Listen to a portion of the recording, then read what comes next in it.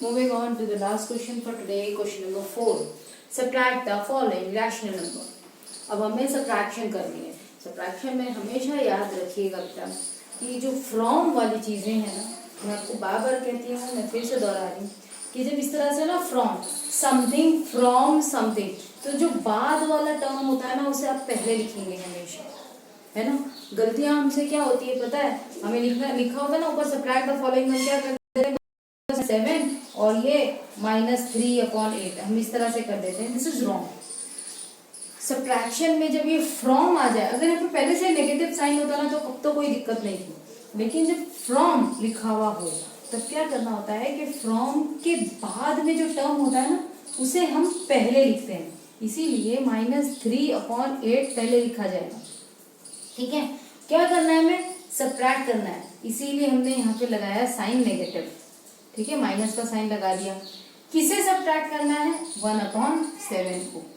1/7 के साथ में कोई साइन है ही नहीं, तो इसीलिए उसे मेंशन करने की भी कोई जरूरत है नहीं.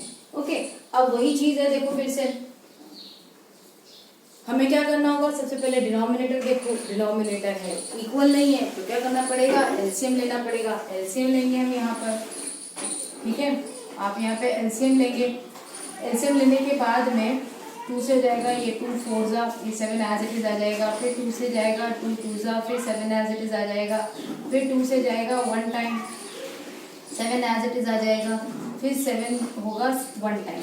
तो हमारा एलसीएम मिलेगा हमें जब इन सबको मल्टीप्लाई करोगे 2 × 2 × 2 × 7 एंड दैट इज 56.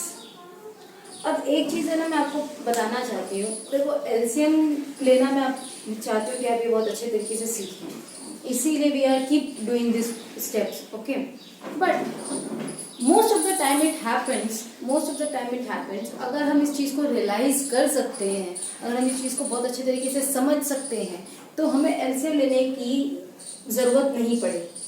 क्या है वो कि हमें डिनोमिनेटर को देखना होता है कि क्या वो को प्राइम नंबर है. अब बात आ जाती है को प्राइम नंबर क्या होते हैं. आपको फिर से रिकॉल करवा दूं, एक होते हैं प्राइम नंबर जिसके सिर्फ 2 ही फैक्टर होते हैं, है ना. प्राइम नंबर जो सिर्फ अपनी टेबल में आते हैं, 1 की टेबल में आते हैं. को प्राइम नंबर किसको कहते हैं, कोई भी ऐसे 2 नंबर जो सिवाय 1 की टेबल के अलावा और किसी की टेबल में साथ में नहीं आते हैं. मतलब कि अगर एक मैंने लिख लिया है यहाँ पे, सपोज मैंने एक लिया है 3, सपोज एक मैंने यहाँ पे ले लिया है 30. ठीक है, या फिर ये नहीं लेते हैं चलो, क्योंकि ऑलरेडी प्राइम नंबर है तो आप कंफ्यूज हो जाएंगे. लेट्स से एक ले लिया है मैंने 4 और एक मैंने ले लिया है 9. अब देखो 4 ये क्या प्राइम नंबर है, नहीं. 9 ये भी प्राइम नंबर नहीं है, पर ये दोनों मिलकर को प्राइम नंबर बन जाते हैं. क्यों बन जाते हैं, क्योंकि ये दोनों सिवाय 1 की टेबल में एक साथ और किसी की टेबल में नहीं आते हैं.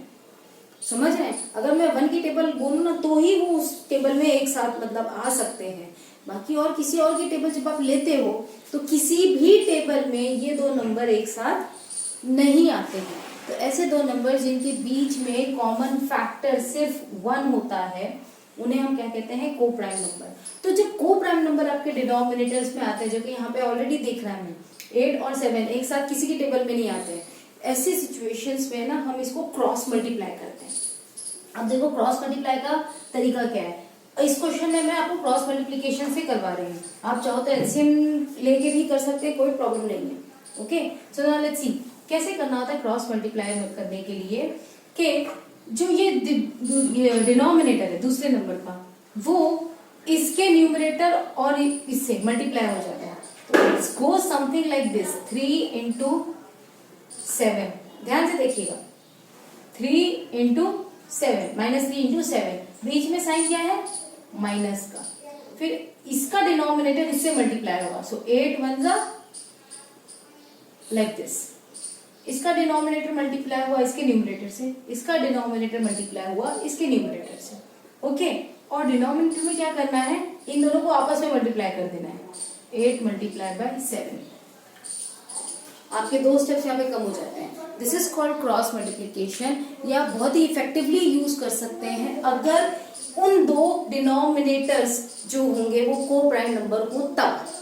ठीक है, अगर को प्राइम नंबर नहीं है तो आपका आंसर तब भी आ जाएगा, आ तो जाएगा, लेकिन फिर आपको एंड में जाके उसे सिंप्लीफाई भी करना पड़ेगा, उसको शॉर्ट फॉर्म में भी लाना पड़ेगा।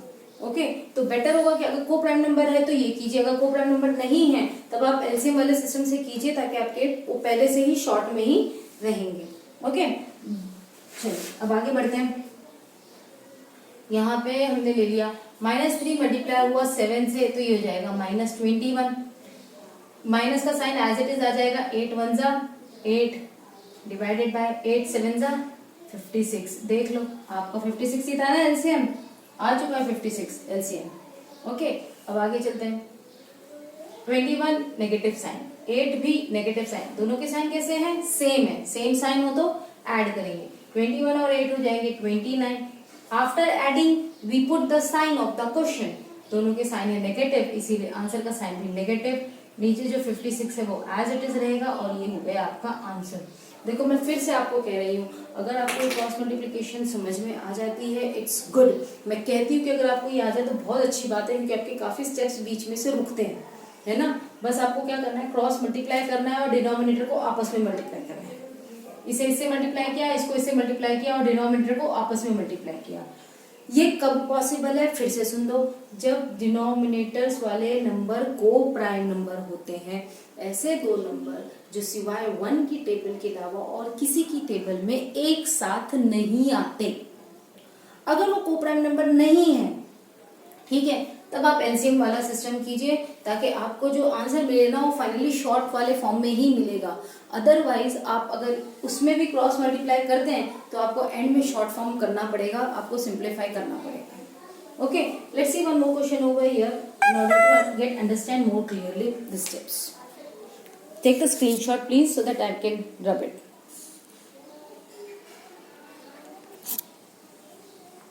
Now see this question, C part, -3/4 from -9/10। जो फ्रॉम के बाद होता है उसे हम पहले लिख लेते हैं अपॉन 10, ठीक है। सब्ट्रैक्ट करना है, इसके लिए माइनस साइन लगाया। किसे सब्ट्रैक्ट करना है? -3/4 को, ध्यान से देखिएगा, -3/4 को। ये वाला जो माइनस साइन है ये क्योंकि हम सब्ट्रैक्ट कर रहे हैं, ये वाला माइनस साइन है क्योंकि ये क्वेश्चन में पहले से ही इसके साथ में, ठीक है ना। तो ये साइन का थोड़ा ध्यान रखेंगे हमेशा। Okay, afterwards now let's see. अभी मैंने क्रॉस मल्टीप्लिकेशन के बारे में बात की।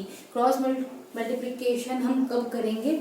जब वो दोनों को प्राइम नंबर होते हैं, मतलब वो सिवाय एक की टेबल के और किसी की टेबल में नहीं आते हैं। अगर आप यहाँ पे देखते हैं, एक तरफ है 4, एक तरफ है 10, ये एक साथ 1 की टेबल में तो आते ही हैं, इसके अलावा ये एक साथ में 2 की टेबल में भी आते हैं, है ना। इसीलिए 4 और 10 क्या है, को प्राइम नंबर नहीं है। ऐसी सिचुएशंस में हम क्या लेंगे? हम एलसीएम लेंगे। जब को प्राइम नंबर ना हो तब हम क्या ले लेंगे? एलसीएम। तो एलसीएम ले लेते हैं, 2 5 10, 2 2 4, फिर से 2 से करेंगे, 5 एज इट इज आ जाएगा, 2 1 2, फिर करेंगे 5 से, तो 5 1 5। एलसीएम अब आपका हो जाएगा 2 × 2 × 5 दैट इज 20। आपका एलसीएम क्या मिल गया आपको? 20। मतलब आपको डिनोमिनेटर्स को बनाना है 20। तो देखो 20 बनाने के लिए अब क्या करेंगे, यहाँ है -9, यहाँ है 10। अब मैं 10 को किससे मल्टीप्लाई करूं? तो देखो 5 2 10, इसको मैंने हाइड कर दिया, कितना बचा? 2। मतलब 10 को मल्टीप्लाई करना होगा 2 से, तो न्यूमरेटर को भी मल्टीप्लाई करेंगे 2 से। ओके, माइनस यहाँ पे लिखेंगे हम -3 divided by 4 multiply by what? अब देखो 2 2 4, तो इसको हाइड कर देते हैं, क्या बचा? सिर्फ एक 5। तो यानी कि इसे 5 से मल्टीप्लाई करेंगे और ऊपर भी 5 से मल्टीप्लाई कर लेंगे। अब देखो -9 × 2 it becomes -18, 10 2 20, minus of -3 multiply by 5 that is -15 upon 20। हो गए दोनों के डिनोमिनेटर एक जैसे। अब देखो आप सोचोगे कि यहाँ पे ब्रैकेट पूरा कर दिया था, यहाँ पे तो ब्रैकेट हाफ कर दिया। इट डजंट मैटर, ये सिर्फ ब्रैकेट हमने किसे क्यों लगाया है? इस माइनस साइन के लिए, बस इस माइनस साइन की वजह से हमने ब्रैकेट लगाया, अदरवाइज इस ब्रैकेट का और कोई यूज नहीं। ऑलराइट, अब देखो दोनों के डिनोमिनेटर है सेम, इसीलिए हम डिनोमिनेटर को लिखेंगे 1 टाइम। अब लिखेंगे यहाँ पे -18, फिर साइन है माइनस, फिर है ब्रैकेट, फिर है -15। अब क्या होगा, -18 इक्वल्स, पहले हम यहाँ पे लिख लेते हैं 20, -18, माइनस साइन है, फिर ब्रैकेट है, फिर माइनस साइन है। ब्रैकेट का मतलब मल्टीप्लाई, तो जब सेम साइन मल्टीप्लाई होते हैं हमें आंसर मिल जाता है पॉजिटिव, और 15 एज इट इज आ जाएगा, क्योंकि 15 किसी से भी मल्टीप्लाई नहीं हो रहा है ना, हालांकि देखा जाए तो 1 से मल्टीप्लाई हो ही रहा है। ओके, एनीवेज 18 है नेगेटिव साइन, 15 है पॉजिटिव साइन, साइन दोनों के डिफरेंट है, तो डिफरेंट साइन है तो हम करते हैं सब्ट्रैक्शन। तो 18 में से 15 जाएंगे, आपको मिलेंगे 3। सब्ट्रैक्ट करने के बाद में we see the sign of the bigger number is 18 and 18 is having negative sign, therefore the answer will also carry the negative sign, and whatever the denominator is there we will write as it is, and this is your answer. Okay, so kindly do the remaining questions of question number 4 according to the same manner.